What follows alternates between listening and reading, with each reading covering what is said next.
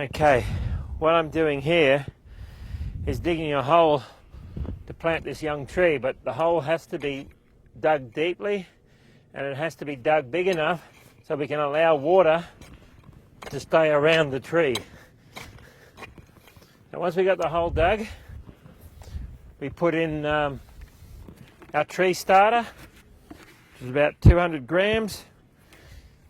That's a biological root stimulant, microbe stimulant, and it just gives the tree a really good start. We also add a couple of cups of pure compost. This is a fungal dominated compost that helps get the mycorrhizal around the root systems and put a bit of organic carbon into the soil. What we do, we just mix that in just so it's mixed in around the root. Then we get our next little process we use what we call a planting gel.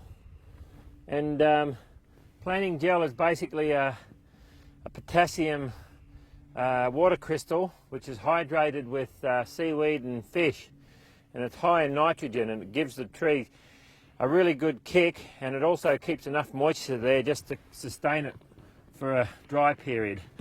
So we stick that down at the base of the tree, and then we get our little tree, and what we do, we always dip our tree in a solution of, it's called tree tonic, and it's again a seaweed based product. And when you're transplanting trees, there's always a stress involved. Even pulling it out of the tube, it's very stressful. It's like you being pulled out of bed on a cold morning and told to get out and go to work. It's you know, so what we do, we dip it, put the tree in. I mean, put the tree in always a little bit deeper in this country here, so we can actually build a bit of a dam around it to hold water, because every time it rains we want to capture water. So what we do, we build a nice dam that can probably carry 20 litres of water, and in the process of building that I always prepare it for the next step, because the next step is then we put an eco mulch mat around the tree. And what this does, it stops any weeds growing between the tree and the guard, and also it acts like 4 inches of mulch. It's like, you know, it's another thing, we're planting trees out in a very unfamiliar situation in the open, where the climate is totally changed from a forest system. So we're actually creating a microclimate for this little tree. Then we have these pink tree guards, and the idea of these guards are to provide a home from predation, wind buffeting, and why they're pink, it's the red spectrum of light that pushes photosynthetic action in a plant. So we get a far more vibrant plant under the pink, and a better root system, the whole thing. So then we stick the guard over the tree,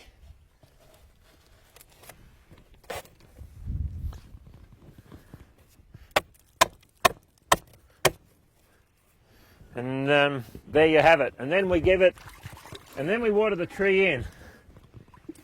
We normally give it about, in this climate down here around Canberra, where there's very little rain, we give it at least 20 litres of water. And as you can see, this water will take a while to soak in, because what's happened, as we've overgrazed and the way we've looked after our country, we've lost all our soil carbon. And without carbon we can't have water retention, and what we have, we get the soil becomes hydrophobic, and all the water wants to do is sit on top. So that's why it's important to have our little dam. Otherwise, as if you see here, the water just runs off, it beads off. So there you have it. That's the next step would be to put a quarter of a bale of hay around this box, a bit like this tree over here, where you can see we've got hay over it, and this creates a really good microclimate and holds any moisture. It's like a blanket. You can't have enough mulch. It's really important, you know.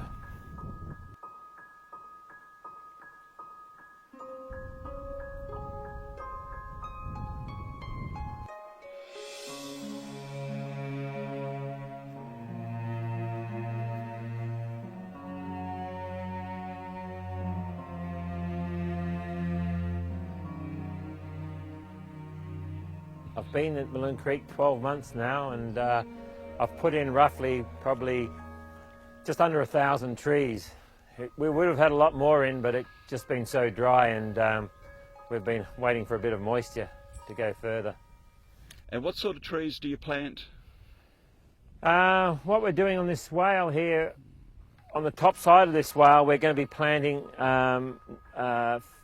fertility building trees, you know, nitrogen fixing. We're putting a lot of wattles in, casuarinas, and then we're going to be put a lot of exotic leaf dropping trees, deciduous trees, oaks, elms, robinias, all sorts of leaf drop, because what we want to do is we want this swale to fill up with mulch, and as it swale fills up with mulch and water, it turns to humic acids, and those humic acids then leach through to the bottom side and will create fertility for our food forest.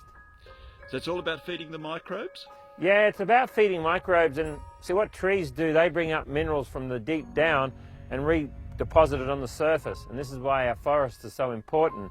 We're creating this fertility loop, and part of the swale, it's not just for capturing water and releasing water slowly, it's also a fertility swale. So you're actually, by having all these leguminous trees and deciduous trees, you're filling it up with basically minerals that have come from deep in the earth and redepositing them on the surface again.